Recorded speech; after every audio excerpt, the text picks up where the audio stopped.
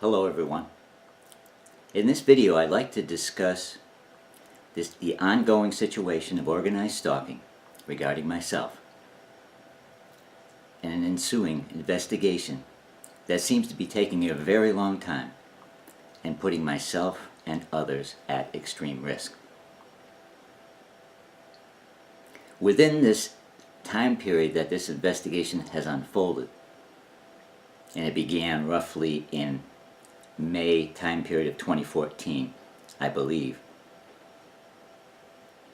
The crime that's being investigated has just continued. And as I stated, it puts me at risk. It puts my home and my loved ones at risk. And so I continue to document things on video that I see regarding this investigation. And often those things that I document make those that are stalking me quite nervous. And in that light, I'd like to continue. In my last video, I spoke of something that I had heard in the past regarding State's Attorney Bustamante at GA10 in New London. In the past, I heard my stalkers say that they wanted to somehow overpower him, as if he was some kind of enemy. And it made them nervous that I put that out on video. And yesterday, I heard them talking about that subject. And the more it was spoken of, the happier I was that I commented on it, that I put those comments out on video. And I said to my stalkers, I said, you seem as though he is your enemy. And their overwhelming response was, he's everyone's enemy. And the emotion that came with that response, all of it, seemed clear that it was their overwhelming opinion. I responded by saying, how can you say that? If your authorities that are involved, if you're investigating, how can you say that the state's attorney is your enemy? Well, at that point, they got very nervous. And there were others involved, and they were telling them to quiet down. They said that shouldn't have gone out. I heard all the rummaging around in the background. And the discussion and their unhappy sentiments that it went out continued for a few minutes. And I said to them, if he is your enemy, then you are an enemy of the state. And that seems to be consistent with your behavior, because you all behave like a bunch of criminals.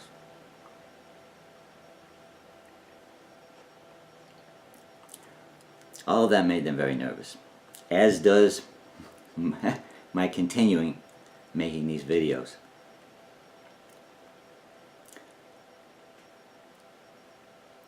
What I'm seeing in my enemy lately is desperation. It seems as though the more I talk out in making these videos and talk to others and write and attempt to gain some support for what's happening here and stopping it, the more nervous and the more desperate they appear.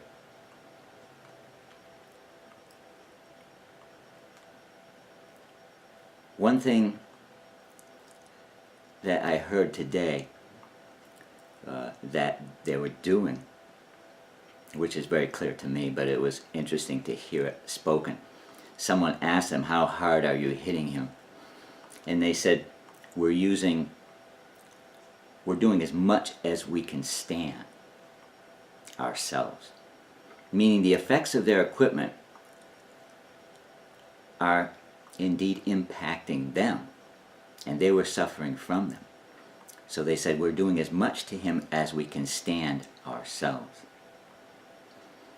Yesterday, I heard them say to some of their workers, we're using life-threatening force against him. We are using life-threatening force against him. This is very consistent with all I have felt on this end. They constantly attack me with strong pain. strong depression, anxiety, and attacks to my heart. Attacks to my heart that put me out of breath. And I believe they are potentially lethal attacks. So it makes sense when they say we're using life-threatening force. Now, one of the things that I'm able to do to them that make it possible for me to survive, as I stated in another video, I have equipment that I have been experimenting with and developing over the last few years. And what I do is I take advantage of the RFI susceptibilities in their equipment by transmitting a signal of my own, and I direct it at their equipment, and I locate their equipment with a directional antenna. So they're located on a northeast vector from my home, and I transmit a number of different signals to affect their equipment. And one effect I've been able to produce is that when they attack me, it causes their own signal that's transmitted. Let's say it's producing depression. That would normally cause it to happen in just myself. Well, it strikes them also. Their equipment, it takes on more of an omnidirectional pattern of transmission. So the operators and the people that are around them in their facility, they're all getting hit. So it makes it harder for them to attack me as hard. With that said, they still do. They appear to be desperate to get it done. And they use a lot of different techniques which I've been trying to overcome, such that they won't experience as much pain as they're causing in me. And they can cause an extreme amount of pain, beyond a pain of a broken bone or something like that. They can cause a tremendous amount of pain, and they can spread that pain over a large area. So I do what I can to mitigate that by causing them to suffer also. But they're suffering from their own equipment. So if they want to reduce that suffering, they have to turn it down. That's all they can do. Even with that, the suffering they cause in me is extreme. And what I see in them is desperation. They seem very, very desperate to continue this and to continue strong attacks on myself. Now, for a while, I saw them all as a bunch of people partying with their equipment because it produces mind-altering effects. And while it can produce pain and depression and all those things, it can produce euphoria. And it can cause heightened sexuality and such.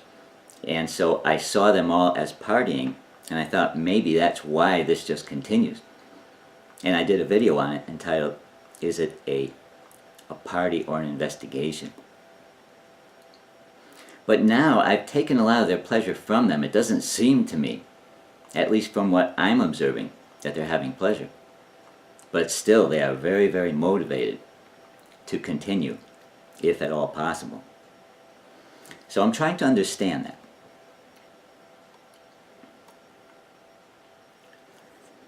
So if this is an investigation, and the FBI is involved, and I believe they are, I've sat with local police and talked to an FBI agent on speakerphone along with them, and the police indicated it was an FBI agent. And that agent was located in New London, from what he told me, and that at 2 Union Plaza, which is the field office of the FBI in New London, Connecticut. So I believe, indeed, what the police have told me. But while all this investigation continues, I keep getting hurt. And I wonder if there's not something else going on.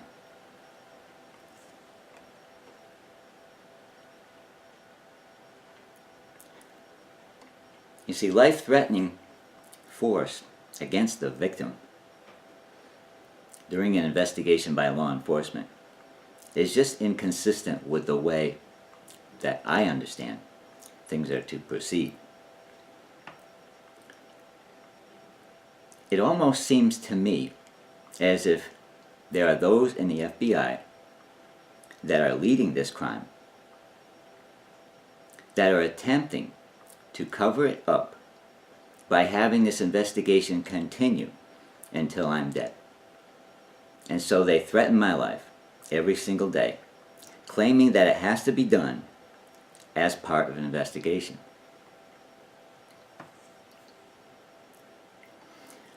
And those that are taking part in operating the equipment and helping them and all, they're committing a crime. But somehow many of them appear to be okay with it. They appear as if they're willing to take the risk of getting arrested and charged with attempted murder, as well as other crimes. They seem to be comfortable with that idea. Now, I've heard for a while it said on the other side of this equipment, they would say to me, Jeff, we have to find all of them that did this to you, as if this is a pursuit of my assailants, now and in the past. And people would get involved, and I'd hear things that they were saying. And they would talk about things that happened in the past, in my life, as though they were involved in the past. And it seemed convincing that they were gathering people that have done this to me in the past. And I've heard them say that when this is over, anyone breaking the law here will be arrested. And I wonder, with that being said, why would people continue? Especially now, it's not at all enjoyable for them, yet they continue. And they seem desperate to get it done. So I wonder, with them using life-threatening force for an investigation, being led by the FBI, who does not appear undercover, are they somehow being told that if I should die during this investigation, that maybe their past crimes could get swept under the rug? Maybe it's those things that are keeping them involved. Maybe it's those things that's producing what appears to be desperation in those that pursue me.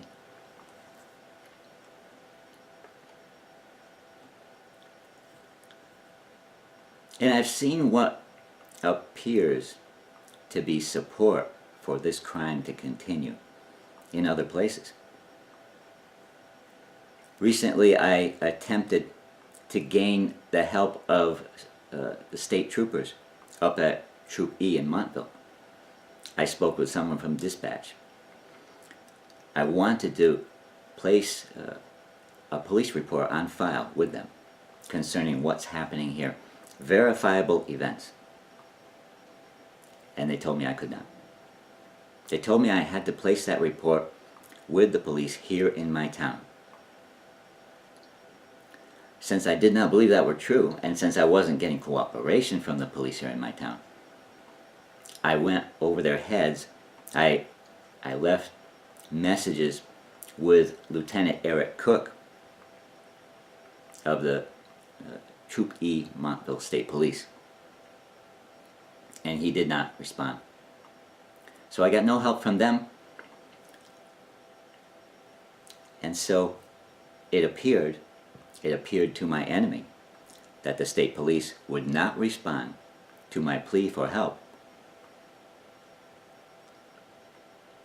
and thus my enemy is assured, it seems, that this crime is allowed to continue.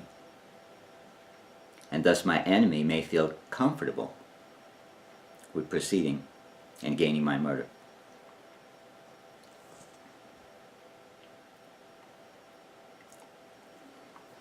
I spoke in a recent video of my attempting to get the local police here in East Lyme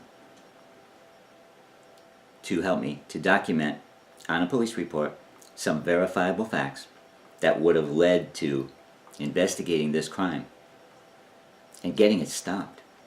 You see, the transducer that's producing these effects is located within a half-mile of my home. If that could stop, then the network that it's connected to would have no effect on me. And it is connected to a network. And one other location of that network where there seem to be more people involved, and I believe that's where most of the activity is on Bridge Street in Groton. However, if this transducer on this street and those that were wielding it were taken out of the picture, I would no longer be affected by the signal that comes from it, and I would gain relief. The crime would stop. The victim could recover. Instead of the local police helping me, they brought me to the hospital, claiming that I was not thinking right. And as I put it out in my last video, there was no evidence of danger to self or others, thus no legal way of justifying bringing me to the hospital. And I did not want to go. I refused, but only verbally. And they said there was no way that I could refuse, and therefore I spent 15 days in the hospital.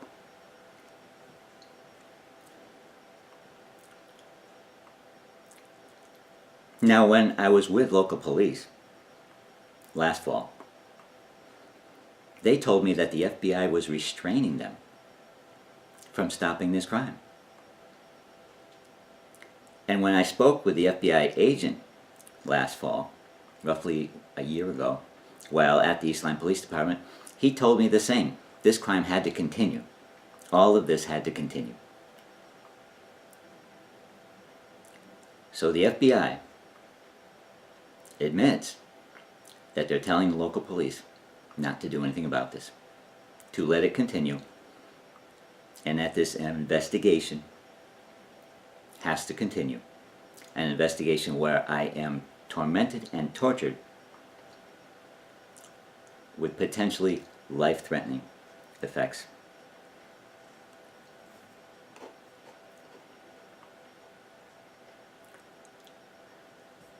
And I might also mention that there are 2 sergeants in the Eastline Police Force that have been involved in stalking me in the past.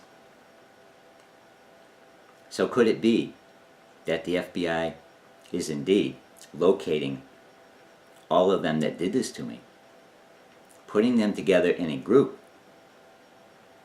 and using them to get the job done?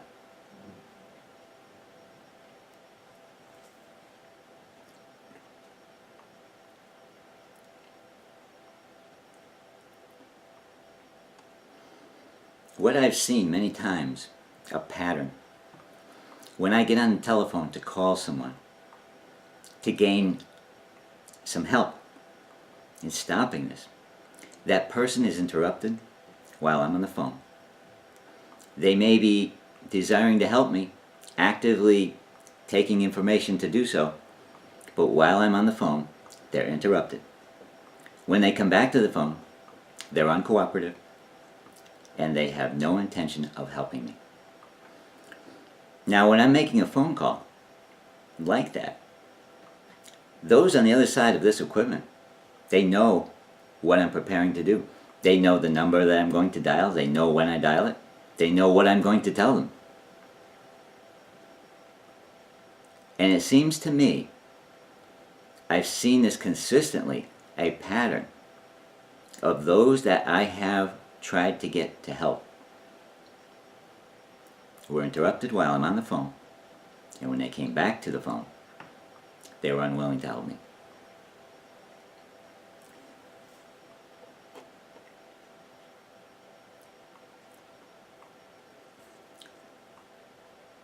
Just earlier today, I made a telephone call to the president of Electric Boat, Jeffrey Geiger, the company that I've accused of stalking me. And like so many times before, I don't think about it much before I make the call. So I just grab my phone. I say I'm going to call Electric Boat, their president. I hear some scrambling on the other end. I hear people saying, no, no, no, no, no. I've heard recently that them say, we don't want to call him from here, meaning they didn't want to call him from there. I hear a lot of upsetness on the other side if I'm going to call the president of Electric Boat. And what happens when I make the call, and I do it during working hours, and this is the president's office, there's no answer, just a voicemail. And I leave a message, and he does not call back. I talked to their office once in the spring of 2014. I left my complaint. I accused them and Soundless of stalking me with electronic equipment. 24 hours later, I called back and I spoke to their office, and they said they were taking it seriously. They had my complaint, and they were investigating. So I've called back many times since, and I cannot get an answer. But every time I call, the phone in the president's office goes to voicemail. Now, my understanding of companies, especially big companies, there is always phone coverage in executive offices during normal working hours. It looks bad when a phone goes unanswered, and theirs is consistently unanswered. That, in addition to, before I make the call, I hear the scramble on the other side that they need to call him and let him know not to answer. You see, I don't think they want connection between him and me. They're looking to get me murdered for that company, and they don't want it to be connected with their president.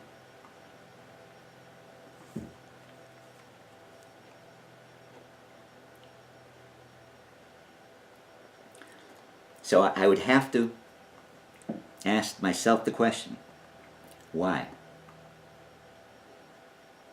And the answer that sticks out to me is liability.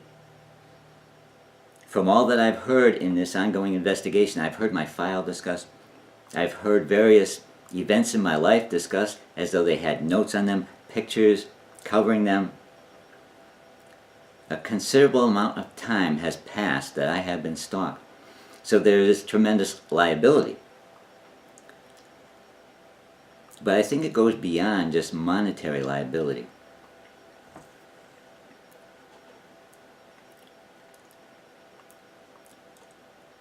What I heard my stalkers say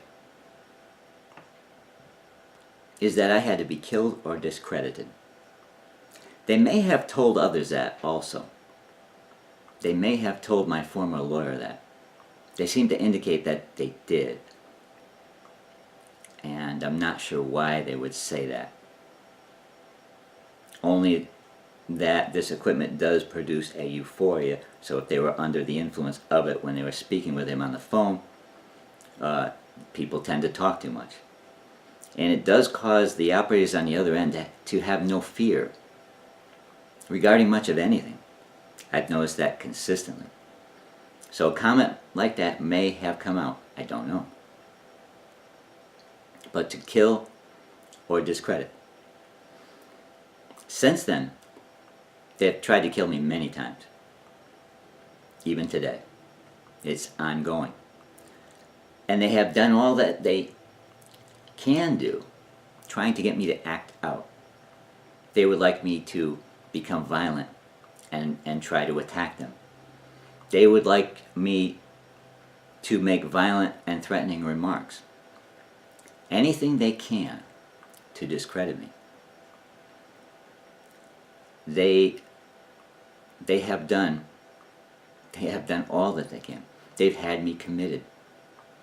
They had me in Connecticut Valley Hospital for 110 days. And I left without any psychiatric diagnosis. And everything that came out of that facility was overruled in court. So, they've really gotten nowhere with discrediting. And it seems like they're desperate for one or the other. And they do use a lot of life-threatening force.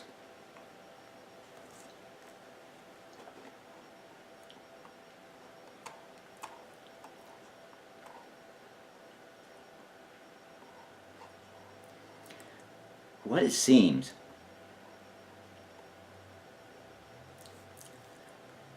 seems as if the FBI has been going before me, stopping me from getting help. And as they do that, the people on the other side of this equipment, criminals from the past, seem to be assured that this crime is allowed in society. I think that's been something that the FBI has been trying to get across to them, that they are safe in attacking me. And ultimately, they're hoping that I'm killed. And why would they do this? I don't know. I've heard them talk on the other side how they support organized crime at times. I've heard them say that they do both. Last December, I heard them say that they were basically just at a standstill here. They didn't know which way this was going to go. If it was going to come out in the open, meaning an investigation was going to bring results and it was going to come out in public, that was one way it could go. Or it could get covered up. They said they do both. So that helped me understand. What they were saying was they take bribes. They get paid to allow criminals to continue committing crime with impunity. And as I had listened to that last December, it wasn't long after that which I had heard they said bury him, that was the way it was supposed to go. They believed the way it was supposed to go was bury me. And after that command came out, I ended up spending 110 days in Connecticut Valley Hospital.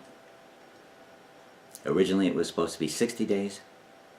They got a judge to send me back for another 30, and then another 15, and then they attempted to civilly commit me, and ultimately I was let go. Is this the FBI? Do they really, indeed, support organized crime? Do they do both? I'm hoping that the answer to that is no, but I really do need to know.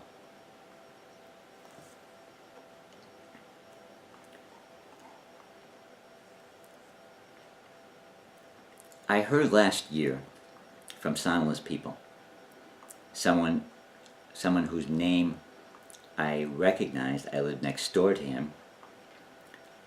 He said his name was Ira Cohen, and that was the man I lived next door to when I used to live in Waterford, and he indeed worked for Soundless. He said, Jeff, they want to kill you because you could say what it was like. You could say what it was like. I've thought about that a lot. I could say what it was like.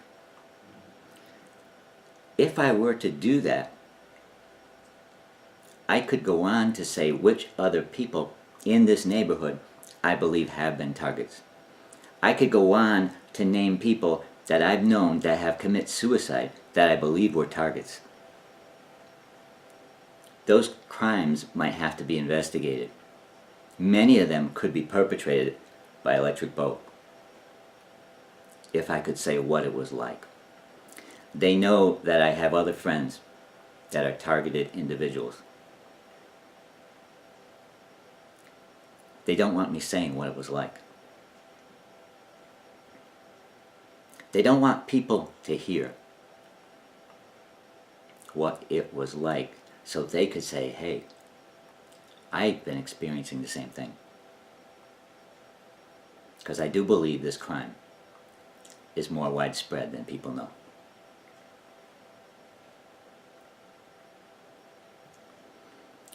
Now, could it be that the two police sergeants which were involved in stalking me are also counted among those here in town that continue to perpetrate this crime? Could it be that they've been told by the FBI that they can do this and that they might get away with it, but if they stop, they'll be arrested for what they've done in the past? I don't know the answer to that, but I do know there were two police sergeants involved in the past. Sergeant Blanchett, a resident state trooper.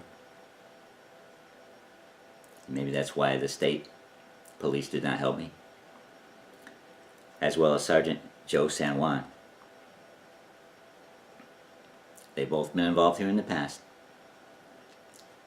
They were involved with me recently, and it was Sergeant Blanchett who seemed to be the one that pushed to get me hospitalized. Could it be that these people also are among this team of people that's been assembled, a team of criminals that are all told maybe they could get away with their crimes of the past if they just continue the crime and get me killed? And then there are people in high places that will sweep it all under the rug, because all the people that Jeff Medor has contacted attempting to get their help, if you notice, have not helped him. Therefore, these people, the criminals, can act with confidence, knowing that they can continue on, gain my murder, and walk away from crimes of the past.